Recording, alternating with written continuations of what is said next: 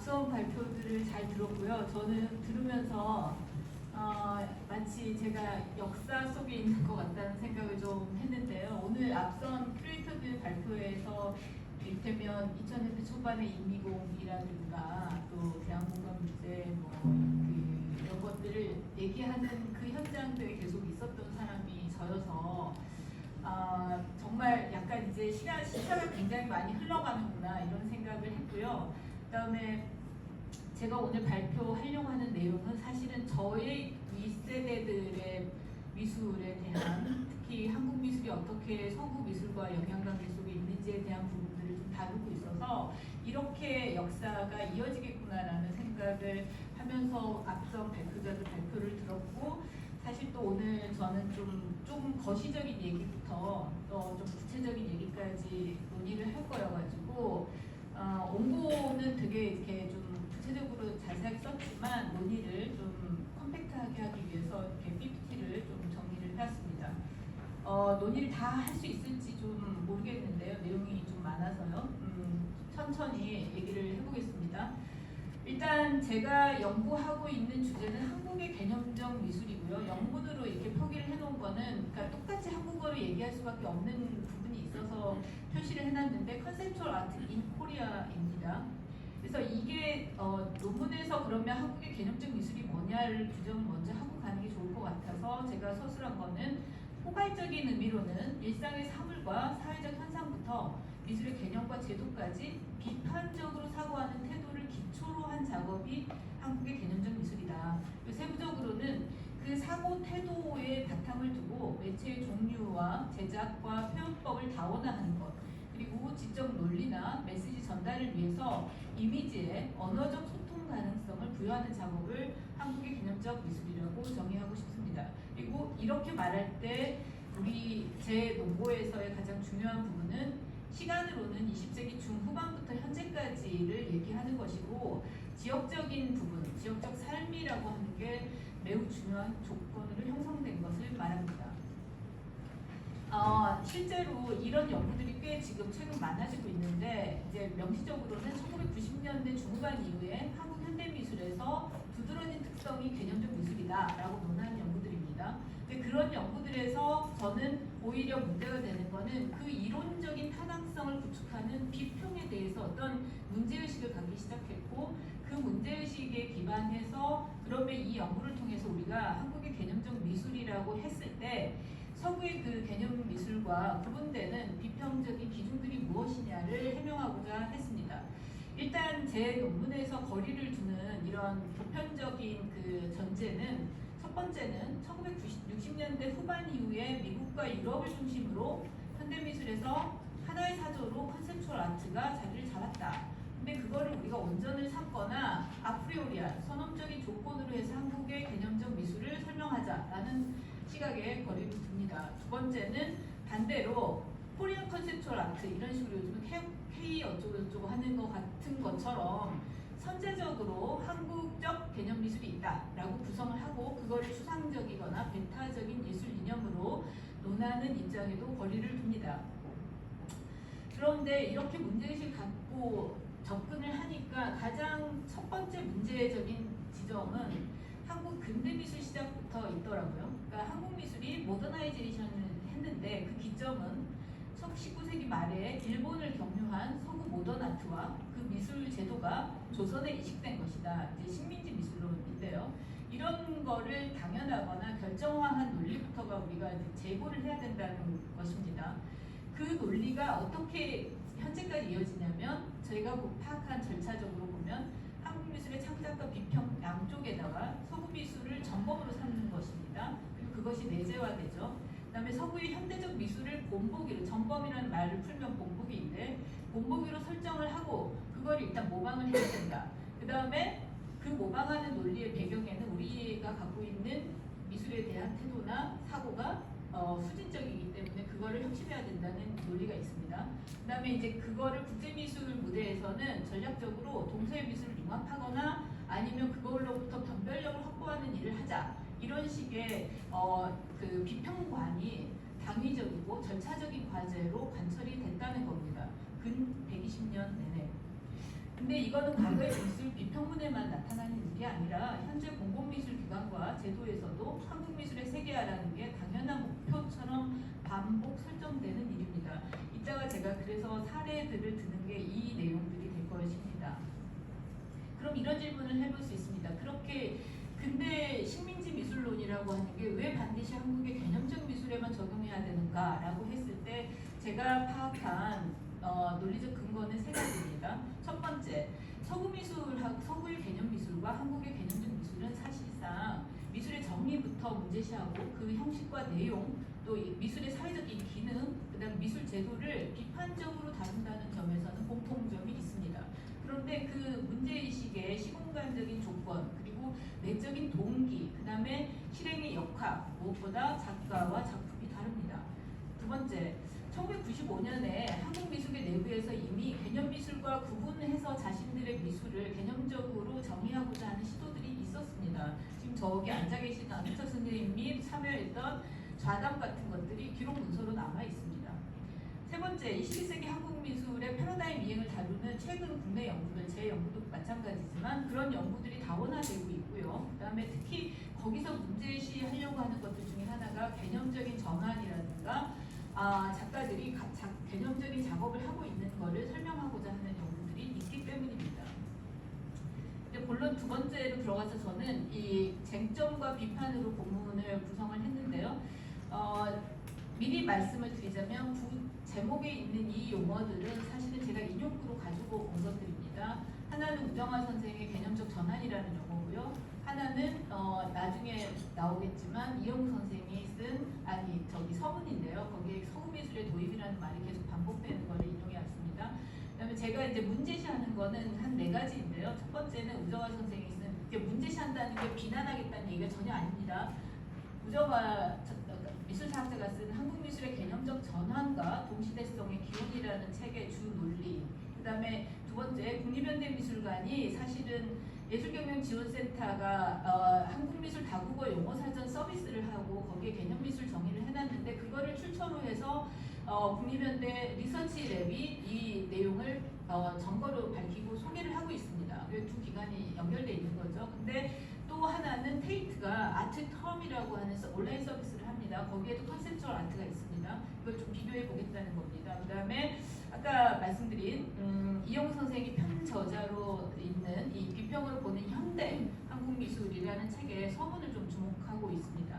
그 다음에 저는 이런 우리가 서구미술과 한국의 미술을 어떤 관계 속에서 파악해야 되는지에 대해서 문제의식을 갖고 있는 주요한 이론적 근거로서 개념미술가이고 개념미술 비평가인 루이스 캄리처를 좀 참고를 했고요. 거기서 주요한 키워드가 제가 논문에 쓴 파생과 온전이라는 키워드이고 그거를 좀 더 논리적으로 얘기하면 주류가 가지고 있는 온전성, 그 다음에 주변은 파생적이다라고 하는 논리입니다.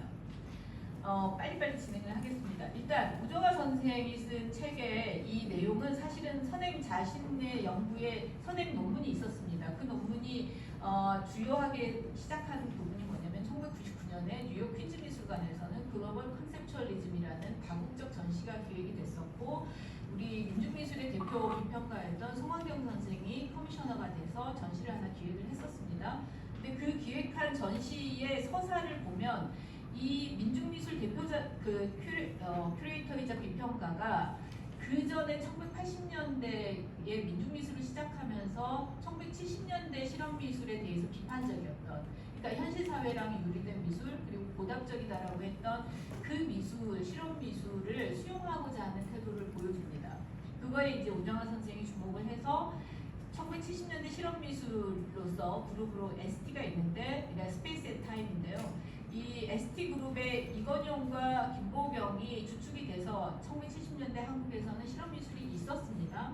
근데 그거를 이제 민중미술이 일종의 카운터파트처럼 비판을 한 거예요.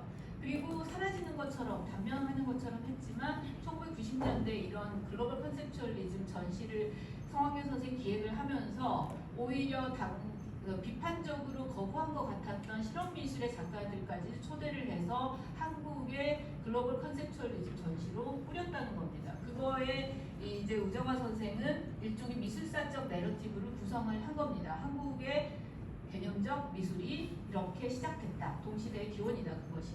그러면서 책에서는 이 개념 미술, 한국의 개념 미술을 어떻게 정의하냐면 개념주의이거나 개념 미술 혹은 개념적인 미술이라고 불렸던 광범위하고도 불명료한 모종의 흐름이 한국 미술에 있었고 그 이제 1970년대부터 1990년대까지의 서사다라고 보는 것이고 그것이 하나의 범주가 됐다. 변칙법적인 과정을 거쳐서라고 결론을 내립니다. 저는 이 우정화의 접근법이 굉장히 중요하다고 생각을 하는데 제가 앞에 거리를 두겠다고 한 민족주의라든가 서구미술 중심주의에서 벗어나서 양자를 같이 균등하게 들여다보려고 하는 태도가 중요하다는 거고 무엇보다도 우정화 선생의 분석도 실증적이라는 지점에 우리가 주목할 필요가 있다는 겁니다. 그래서 우정화 선생 제가 이제 시간 관계상 짧게 얘기를 할 건데 우정화 선생이 책에서 정의하고 있는 한국의 개념적 미술 내지는 개념 미술의 전환에 대해서 설명을 할 때 암묵적으로 그러니까 다른 챕터에서는 코스스 그리고 뭐 솔로잇을 계속 설명을 하면서 서구의 개념 미술을 설명을 해요. 근데 그걸 염두에 두면서 한국의 개념 미술은 무엇이 다른지를 설명하는데 그게 이제 큰 틀에서 하나가 뭐냐면 비물질만을 대상으로 하지 않는 게 한국의 개념 미술이다 이런 식으로 정의를 합니다. 그거를 해명하는 이 논자의 방식을 제가 좀 비평으로서 주목을 해보자면 코스스처럼 특정 개념을 이 한국의 작가들도 문제시하는데 이건영이 특히 근데 이건영은 자신의 신체조차도 새로운 매개체로 간주하는 게 있다. 근데 그거를 작가가 진술을 해놓은 거를 중시하는 거예요. 그걸 비평가의 시각에서 미술사학제 시각에서 재단하는 게 아니라 그다음에 작가가 자기는 해프닝이 아니라 이벤트라고 한다라고 하는 부분도 존중을 하고 그렇게 해서 이 미술이 갖고 있는 주제와 양식의 측면을 해설을 함으로써 독자에게 설득력을 얻습니다. 저는 이 방식이 이제 중요하다고 생각을 하고요. 그다음에 강태희 선생님은 사실 우정화 선생의 연구보다 앞서서 이건영과 한국의 실험미술 내지는 행위미술에 주목을 했고요. 그때 주목하셔서 해명한 방식들도 이 작가가 해프닝이라고 우리가 볼만한 내용들을 하면서도 이벤트라고 한다. 그 이벤트를 존중했을 때 이 차이가 뭔지에 대해서 논문은 굉장히 정교하게 설명을 해냅니다. 그래서 결론으로는 이건영은 특유의 명료한 행위와 논리적 사건의 전개로 당대 행위미술의 전형을 세웠다라고 평가를 해줍니다. 해준다는 말이 어폐가 있네요. 합니다. 근데 제가 그거를 이제 미술사 논문이었지만 비평적인 관점에서 방법론으로 우리가 한번 해명을 해보자고 했을 때 제가 이렇게 한 4가지로 정리를 해봤습니다. 일종의 방식의 과정일 수 있는데 당대 미국과 유럽의 실험미술을 한국의 실험미술과 비교합니다. 다음 작가 본인의 글과 발언에 비춰서 작품을 접근합니다. 다음 작품의 구체적인 형식과 내용을 해석합니다. 그렇게 함으로써 최종적으로는 연구자가 그냥 중립적인 서술을 하는 게 아니라 비평적 판단을 통해서 이 작가가 한국의 미술 지형 조건 속에서 어떤 의의를 갖는지를 설명하는 것입니다. 실제로 강태희 선생님이나 우정화 선생님만이 아니겠지만 이러한 연구들이 개념미술과 관련해서 한국의 개념적 미술과 관련해서 연구가 잘 됐기 때문에 지금 실제 예술경영지원센터 같은 곳에서 서비스하고 있는 개념미술에는 그 내용들이 포함이 돼 있습니다. 그리고 그것이 이렇게 국현 같은 경우에도 이렇게 명시적으로 돼 있습니다. 근데 제가 주목하는 거는 그래서 ST도 소개하고 이건용이 대표 작가라고 설명하고 실험미술이 그 시원이라고 설명하는 것도 충분히 잘 반영된 한국 미술에 대한 주목의 그 반영된 내용이 잘 들어가 있지만 개념을 정의하는 그러니까 개념 미술의 개념을 정의하는 애티튜드를 한번 보십시오. 어떻게 시작하냐면 1960년대 미니멀리즘 이후에 미국과 유럽에서 대두되어 1970년대 주요하게 전개된 미술운동으로 작품이 되기까지의 개념, 아이디어, 과정과 비물질적 요소를 중시한다. 플러스 한국의 경우 이런 식으로 서술을 하고 있는 부분에 제가 좀 주목을 한 겁니다. 근데 반면에 이제 테이트 같은 경우에 이 컨셉추얼 아트를 어떻게 정의를 하고 있냐면 아주 일반론을 씁니다. 당연히 코스스 나오고 솔로잇 나오고 그 다음에 헬리 프린트도 나오고요. 그런데 좀 내려가면 언제, 왜, 어디서 컨셉추얼 아트가 일어났는가에 대한 이제 말 그대로 컨텍스트를 만들어내기 만들어냈다고 하기보다는 어쨌든 유럽적 시각에서 이 내러티브를 만들어내는 걸 볼 수가 있습니다. 그 내용에 이제 뭐 뒤시작으로부터 그러니까 오리진이 어디에 있냐면 1960년대에 있는 게 아니라 1917년 뒤시작으로부터 있고 이렇게 말 그대로 페토비르게식으로 얘기해서 역사적 아방가르드 이론으로 개념 미술의 서사를 구성해내고 있습니다. 저는 이 부분에서 두 기관, 그러니까 한국의 기관과 영국의 기관을 비교하는 저 태도도 잘못됐다고 할 수도 있겠지만 둘을 비교했을 때 테이트는 역사적 아방가르드 이론에 근거해서 개념 미술의 뿌리를 20세기 초 뒤시작으로까지 확장을 했고요. 그렇게 해서 현대미술사의 유럽적 내러티브를 구성합니다. 반면 예술경영지원센터는 정권을 밝히지 않았지만 루시 리파드, 그러니까 개념미술의 현장에 있었던 그래서 그 책을 쓴 이 리파드가 계속 강조하는 게 1960년대 미니멀리즘이 있었지만 우리는 개념미술이거든 이라고 하는 논리를 그대로 받아들여서 쓰고 있습니다. 그래서 리파드가 뉴욕의 미술계를 중심으로 파악한 개념미술을 온영하고 거기에 한국의 개념미술을 추가하는 방식으로 한국의 개념미술을 정의하고 있는데 우리가 좀 주목을 해본 겁니다. 저는. 그럼 이런 인식의 관행은 어디서 시작됐을까? 아니면 어떻게 우리가 봐야 되나라고 했을 때 제가 또 우연찮게 주목한 거는 이 한국의 미술비평 100년을 담아낸 책이 이 2023년에 이제 이용 선생과 여러 편자를 통해서 발간이 됐는데요. 책 제목이 비평으로 보는 현대 한국 미술입니다. 근데 이제 저는 서문만 일단 주목을 해봤어요. 근데 이용 선생이 대표 그 편자로서 서문 24페이지를 썼는데 지금 제가 파란색으로 해놓은 것처럼 몇 페이지에 걸쳐서 거의 비슷한 얘기를 반복하고 있습니다. 그러니까 거의 강박적으로 독자한테 이 말을 강조하고 있는 건데 그게 뭐냐면 한국의 현대미술은 서구의 모던 아트를 받아들이면서 시작이 됐다. 근데 그게 모던 아트에서만이 아니라 제도에서도 문화에서도 일어나고 있는 일이었다라고 확인하고 있는 겁니다. 그래서 서문 집필자가 강조하고자 하는 내용은 제가 파악하기에는 이 땅의 미술이 미술이라는 용어부터 제도까지 그리고 문화적 전환까지 서구식 그것의 도입을 통해 이루어졌다는 걸 계속 강조하는 입장이었다는 것이죠. 저는 이게 내용에 오류가 있다고 생각하지 않습니다. 다만 짧은 서문 속에서 이게 기정사실로 계속 반복되는 점에 대해서 문제를 제기해 봐야 된다는 것이고 우리가 이제 여기 앉아있는 젊은 세대 미술인들이 거의 컴플렉스가 없다고 하지만 이 저변에 깔려있는 서구 미술을 기준에 삼고 생각하는 태도에 대해서도 우리가 생각을 해보자는 거죠.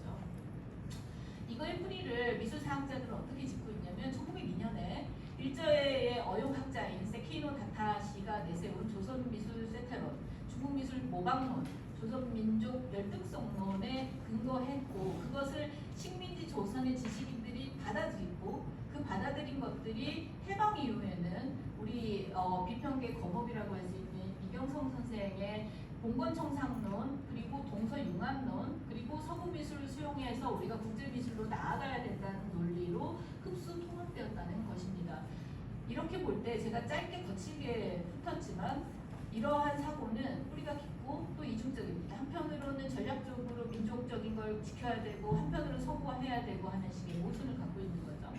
이게 이제 개념미술 정의에서 보듯이 국내 미술사학, 미학, 미술비평 전반에 무의식처럼 작용하는 제도적 인식 중 하나라는 것입니다. 그리고 저는 이제 분량상 이 말을 제가 이제 최종 논고에서 뺐는데 이걸 할 포스터식으로 얘기하면 실제 기회안으로 우리가 생각해 볼 수도 있는 겁니다. 디퍼드 액션으로. 근데 이 얘기는 이제 제가 다루지 못했고요. 어쨌든 그 다음에 이영국 선생이 그 서문에서 이 책이 왜 비평으로 보는 현대 한국 미술인지에 대해 설명을 하고 있는데 현대라는 시간성을 먼저 제시함으로써 자신들은 근현대 미술을 나누는 관행, 그러니까 모던과 컨템포러리를 나누는 관행을 좀 극복하려고 한다라는 말을 했고요. 그 다음에 한국이라는 용어를 계속 강조함으로써 이런 이곳 미술의 변화가 지나치게 내적 발전에서 바라보는 그런 문제가 있는 거를 극복하고자 한다고 서술을 해놨는데요. 저는 맞다고 생각합니다. 그런데 그러면 이렇게 생각해 볼 수 있는 거죠. 한국적 미술을 가정하는 인식과 연구 방법론을 두고 한국 미술의 내적 발전을 자기적으로 조성한다는 비판이 당연히 가능합니다. 그래서 이용 선생의 말이 맞을 수 있습니다. 근데 그렇다면 역으로 서구 미술의 도입을 통해서 한국 미술이 시작되었다는 인식을 동시대 지금 2025년에까지 계속해서 일반화하는 것은 맞는가? 라는 생각을 해볼 수 있다고 있다는 겁니다. 관련해서 제가 참고하고 있는 이 독일 출신의 우루과이의 개념미술가이고 개념미술 비평가인 루이스 캄니처를 좀 참고하고자 합니다. 그 책에는 우루과이가 아니라 우크라이나로 돼 있을 수 있습니다. 참고가 있었습니다. 근데 이 개념미술가 루이스 캄니처가 1970년대 미국의 개념미술에 대해서 굉장히 비판적이면서 담론을 풍성하게 한 인물인데요. 이 사람이 어떤 질문을 던지냐면 미술사에서 왜 이 콜로니얼 아트라고 하는 게 마치 지나간 과거인 것처럼 간주를 하느냐. 그 콜로니얼 아트라는 것도 만들어진 인식이지만 그 인식이 탈식민주의 시대가 되니까 어떻게 바뀌었냐면 국제적 스타일이라는 말로 바뀌었다. 그리고 메인스트림이 있고 페리페리가 있는데 주류와 주변이 있는데 거기에서도 계속 일종의 식민지 모국과 피식민지 미술이 있는 것 같은 관계성, 헤게모니는 작동하고 있다라고 문제를 제기를 했고요. 캄니처는 이런 부분에서 자기가 그거를 그냥 지적하는 데서 끝나는 게 아니라 주류 미술의 평가 기준에 따라서 우리가 주변의 미술을 보는 순간 계속해서 그 미술이 가진 특이성에 대해서 이디오싱크라시스에 대해서는 간과하게 된다. 그 문제를 제기를 했던 겁니다. 그럼 우리 또 이런 질문을 해볼 수 있잖아요. 오케이, 좋은데 개념미술만 그게 문제야? 라고 질문해볼 수 있는데 여기서도 상당히 설득력이 있는 건 여러분이 개념미술에 관련한 서술들을 읽어보시면 알겠지만 개념미술에 대해서 거의 대부분은 느슨하게 정의해야 되고 양식이나 기법이나 이런 것들이 굉장히 다양하다라는 식의 서술을 합니다. 바로 여기에 이제 일종의 틀이 있는 건데요. 개념미술이라는 용어가 캄니처는 이렇게 쓰고 있습니다. 일반적으로 미술에서 패권을 진 양식에 관한 관례적 호기심을 포괄적으로 또 반대로 배타적으로 작동시키는 역할을 한다. 그래서 개념미술이 모호하고 느슨한 정의와 표현 양식을 갖고 있다라고 할 때는 한편으로는 서구미술 중심에서는 배제해도 되는 겁니다. 주류에서는. 그런데 또 다른 한편으로는 동일화할 수 있는 겁니다. 서구미술 중심으로. 이러해서 개념미술이라고 하는 이 느슨한 범위와 정의에 대해서 주변과 주류를 얘기할 수 있다는 얘기죠.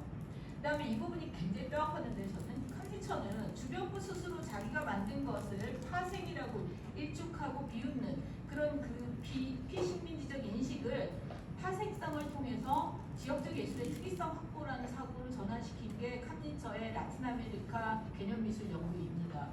핵심은 그가 주류 미술을 전치라는 방식을 통해서 전치를 하면 라틴 아메리카 미술에 대해서도 그 값어치 어떤 디폴트가 그쪽에 있는 걸로 연구를 할 수 있는 거죠. 그래서 비평의 타당성을 확보했다는 점에 저는 주목을 했습니다. 세 번째 본문으로 갈 건데요. 상당히 저도 논쟁적이고 약간 그 위험부담을 감수하면서 발표를 썼는데 관련해서 우리가 이제 이미 1995년에 안규철, 박모, 박창경이 다 앉아가지고 개념적 미술에 대한 논의를 했었는데 그 이후인 2년 후에 이 현대미술학회 추계학술 대회에서 우리처럼 학회가 열렸는데 그때 김정인 선생이 국내 젊은 작가들에게 나타난 서구미술 수용의 문제라는 아주 비판적인 논문을 발표를 합니다.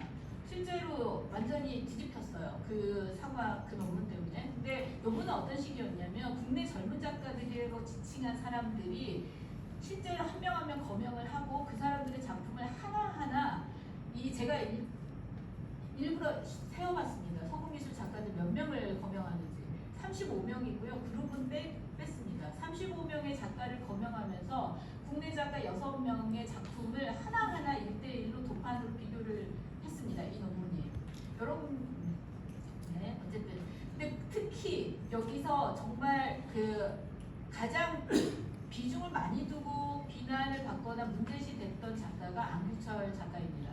안규철 작가의 작품에 1990년대, 그러니까 독일 유학기에 했던 것과 귀국해가지고 하고 있는 작업들을 포괄해가지고 주 비판 대상으로 김정인 선생이 삼았고요. 그리고 제가 이제 긴 논문이었지만 좀 정리를 해보면 논점은 비판의 논점은 이거였습니다. 그가 서구미술 수용을 문제적으로 했다. 그래서 나는 문제를 제기한다. 근데 안규철 작가의 작업에서 보면 개념, 형태, 아이디어, 외관 이걸 다 통틀어서 그러니까 어떤 외관만도 아니고 통틀어서 거의 자가생식적으로 따라했다라고 비판을 했습니다. 네, 네. 안규천 선생님이 일단 이분은 또 미술 잡지의 기자를 오래 하셨고 그다음에 또 지금도 글이 먼저다 미술보다라고 하시는 분인데요. 이분이 이제 가나아트 97년 12월호에다 반박 글을 게재를 했고 이 내용도 아주 풍부하고 많지만 저는 일단 제 나름대로 이 문제가 몇 개인지를 정리를 해보니까 한 5개였습니다.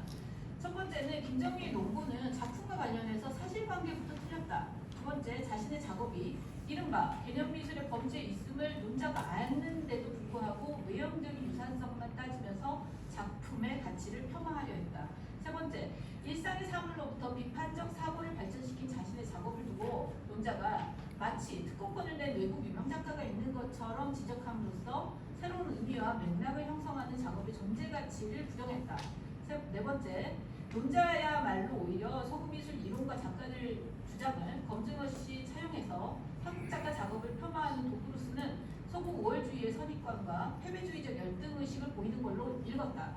다섯 번째, 해당 작가들은 기존 미술의 틀을 벗어나서 새로운 관점과 방법론으로 미술가 활동을 본격화, 계속 국내 젊은 작가라고 불렸던 이 사람들이 이제 유학도 갔다 오고 하면서 이제 국내 미술이 갖고 있었던 뭐 이렇게 말하면 제가 너무 세대 구분을 하는 것 같지만 여기 앉아 계신 대부분의 분들이 한국 미술이 2000년대부터 이렇게 시작돼서 있는 게 당연한 거라고 생각하시지만 굉장히 큰 급변을 했습니다. 앞에 발표자들이 말씀하신 것처럼.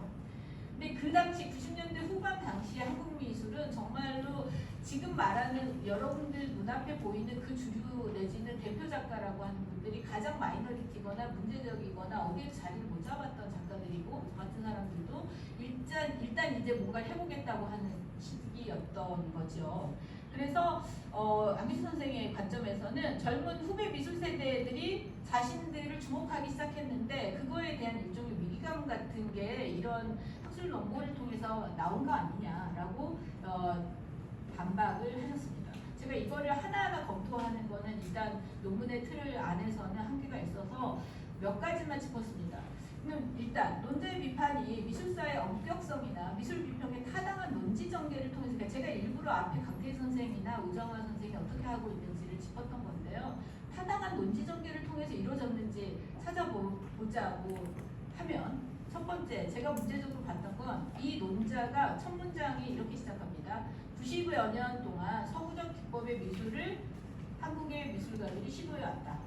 딱 그러면서 이제 갑자기 아나크로닉해지는 거죠. 1910년부터 1900년부터 1950년, 1980년, 1990년대 국내 미술의 상황이 동일한 잣대로 서구 미술 수용이라는 잣대로 평면화된 겁니다.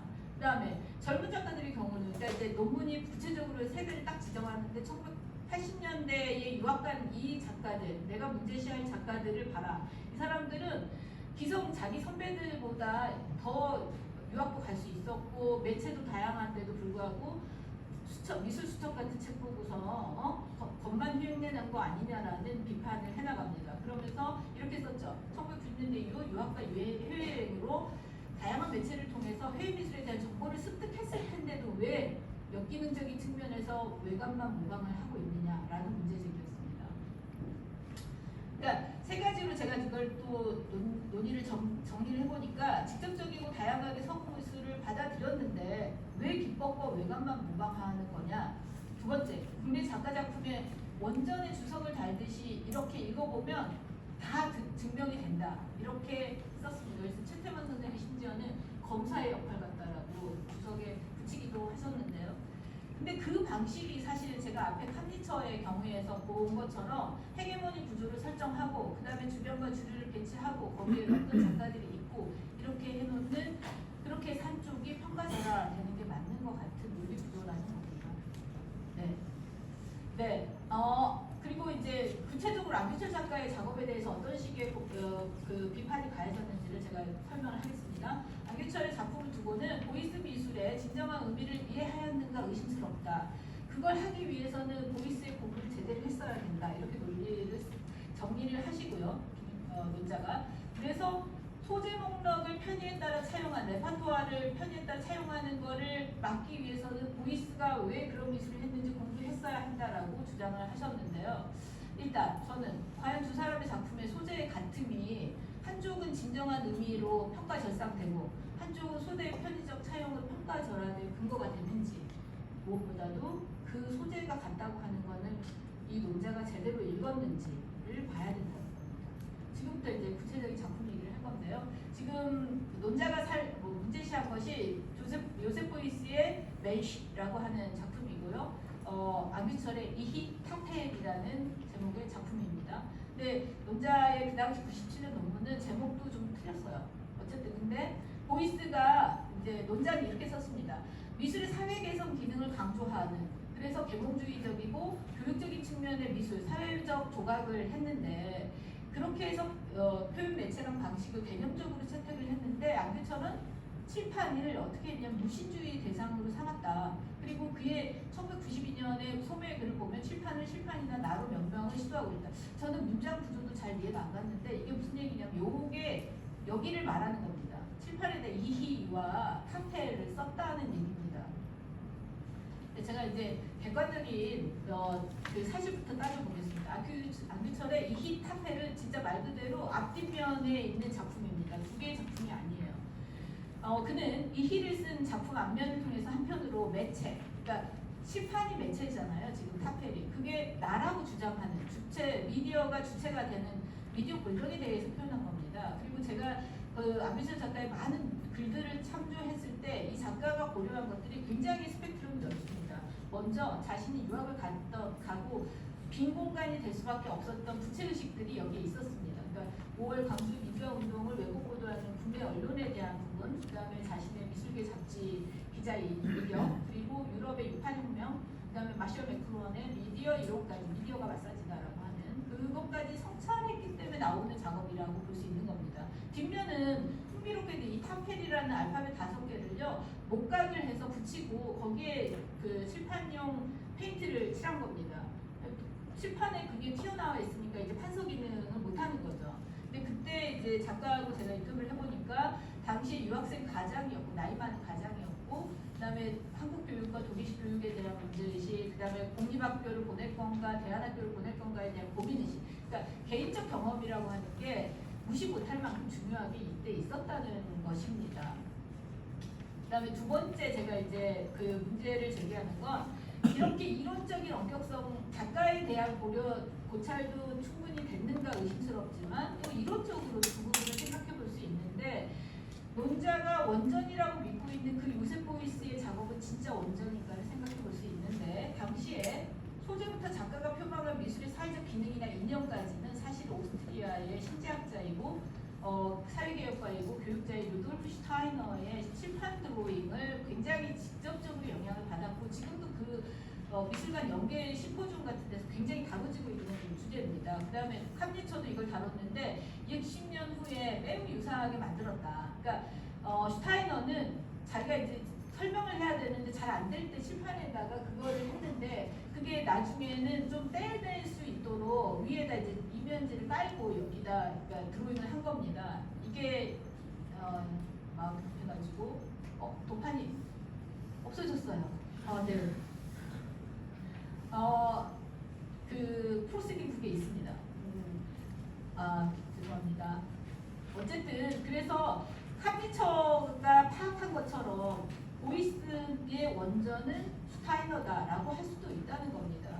그런데 이러한 부분들이 실제로 유럽에서는 어떤 식으로 서술이 되냐면, 칠판 드로잉을 출발이자 영감으로 반복 사용했다고 판단을 하는 게 중립적인데, 그거를 소금미술계 내에서는 어떻게 해석하냐면, 보이스가 슈타이너와 유사성이 있고 연결이 있어 라고 하는 서사를 만들어낸다는 겁니다. 그리고 파생이라는 용어는 아예 쓰지 않거나 은폐된다는 거죠. 그러면 이거를 어디다 적용하냐면 주변 미술에다 적용시킨다는 겁니다. 캄니처는 근데 이거를 지적하고 꼬집기 위해서만은 아니고요. 그런 구도로 보면 기성으로부터 새로운 것들을 만들어내는 것들은 계속 그냥 파생이거나 열등한 것이 될 수밖에 없는데, 거기에 이디오신크라시라는 새로운 것들이 있다는 것을 봐야 된다. 그게 비평적 기준이 된다라고 하는 것입니다. 저는 여기서 이제 일단 논전과 파생의 관계를 서구미술 중심 미술사 서술의 프레임 효과로 규정하고 싶습니다. 프레임 효과에서 계속 그 생각을 하는 거죠. 그다음에 유럽 내부에서도 발견되는 현상이지 유럽 외부 한국이니까 이게 뭐 이렇게 차용의 문제라든가 이런 게 표절로 논리적으로 타당한 것처럼 되는 게 아니라는 겁니다. 네, 일단 네, 알겠습니다. 근데 여기서도 저는 김정일 선생이 그냥 정말 자기적인 공격을 하기 위해서 이 논문을 썼다고 생각하진 않습니다. 우선은 그 당시에 실제로 그러니까 대한민국 미술대전 같은 데가 그때는 지금은 아무것도 아니지만 굉장히 중요했는데 그때 표절 문제 같은 게 심각했습니다. 미술계에서. 그리고 당시에 이 그 저자가 논자가 갖고 있었던 일종의 사명의식이 있는데요. 너무 말미에 있습니다. 우리나라의 창작 풍토와 비평 풍토가 더욱 투명하고 더욱 활발해지도록 하기 위해서 내가 이런 논문을 썼다. 이렇게 정의를 하고 있습니다. 그래서 일단 그런 부분에서 봤을 때 이 논자가 정말 비판을 위한 비판을 했다고 말할 수는 없지만 그것들을 충분히 예를 들면 근데 이상하게 제가 검토해 본 결과 이 논문의 문제점에 대한 후속 논문들이 거의 없었습니다. 이상하죠. 어쨌든 제가 보기에는 이런 식으로 자이든 타이든 식민지 미술론에 노출된 작가들이 있는데 그 작가들이 거의 100년간 서구미술 추수 그리고 민족주의 미술 추구 사이에서 거의 정신분열적인 경험들을 해왔을 텐데 그거에 대해서 이 논문이 정말 역할을 했는가 생각해 볼 수 있다는 것도 큰일 났네요. 이 논문의 핵심 중에 하나인 안규철 작가의 작업에 대해서 거의 다르지 않았는데 저는 제가 이 논문의 앞부분에 약속한 것처럼 그럼 한국의 개념적 미술은 비평적으로 뭐가 있는지를 짚어야 된다고 했고 그게 이제 논문 마지막 4장에 있는 제안적 결론입니다. 시간이 없으니까 짧게 그 내용만 짚겠습니다. 세 개인데요. 저는 그러니까 우정화 선생은 한국 미술의 개념적 전환이라는 걸 통해서 동시대 미술의 시원이 거기에 있다고 미술사 내러티브를 구성하려고 했다면 저는 미술 비평으로 보는 한국의 개념적 미술을 정의를 좀 해보자. 그 특성으로 정의를 했을 때 세 가지 생각을 했습니다. 비판적 사고에 기초해가지고 매체 형식 그리고 표현 방식을 채택하고 사용하고 다원화했다. 그거 굉장히 중요한 부분으로 파악할 수 있다. 그 다음에 두 번째는 일상애로부터 출발한다. 미국의 개념 미술은 대부분이 반상업주의, 반비판적 자본주의였던 걸 생각해 보시면 될 겁니다. 일상의 사물과 일상의 언어로부터 작업이 시작이 되고요. 작품으로서의 형식적이고 내용적인 완전성을 갖는 게 또 우리 한국의 개념적 미술의 특성이라고 볼 수 있습니다. 거기에 이제 구체적인 사례로 제가 두 작품을 전시도 사실 중요합니다. 하나는 싹전, 우리가 오늘 논의한 이런 동시대 미술의 시작이라고 할 수 있는 기획전인 싹전이 있었고요. 저도 이제 그때 가담했던 2005년에 저는 번역에 저항한다라는 전시를 하나 기획을 했었는데 이게 이제 오른쪽에 안규철 선생님을 참여 작가로 제가 초대를 해서 현장에서 사이트 스페시픽하게 한 작업입니다. 전시작이고요. 세 번째가 이거랑 연결이 됩니다. 한국 미술에서 개념적인 미술의 특성은 동시대성과 더불어서 문화 번역과 관련된 지점을 갖고 있다. 그게 이제 제가 파생과 온전에 대한 얘기를 한 부분이기도 한데 그렇게 해서 서구인들의 미국 취향에 부응하려는 한국 현대 미술의 방식을 비판하는 것. 근데 이게 이제 안규철 선생이 기자로 활동하면서 계속 글을 써왔던 그것도 있고 귀국 후에 작가로 일을 하시면서도 이렇게 이제 베니스 비엔날레 한국관 전시기를 취재하고 그런 글에 보면 이런 내용이 있거든요. 서구인들과 대등하게 동시대적 언어로 소통하는 게 우리한테 중요한 거다라는 식의 글을 썼습니다. 그래서 그런 면에서 봤을 때 우리는 이제 미술 비평의 주제로 봐면 이런 태도는 개념 미술가가 한국의 개념적 미술가가 어디에 관심을 두고 있는가에 봤을 때 이건 차이가 있다는 거고 문화적 번역 가능성, 지역적 수수성에 관한 탐구가 된다는 것입니다. 결론적으로 얘기하면은 좀 건너뛰었지만 저는 이제 한국 미술의 정체성에 대한 논의가 주류와 주변, 원전과 파생의 패권 구도를 깨트리고 시작이 돼야 되는데 그런 인식의 관행을 깨기는 어렵다는 겁니다. 다만 어떻게 해야 되느냐 그러면 작가들의 작품과 큐레이터의 전시, 미술사, 미학, 미술비평 행위자들이 에이전트들이 이론 또는 담론에서 지역적 특이성이라는 존재 자체 그러니까 그거 자체를 고려하지 않는 식으로 우리가 흘러왔다면 그 그것이 있다라고 하는 데서부터 관점의 전환이 시작되어야 된다는 것입니다. 네, 별로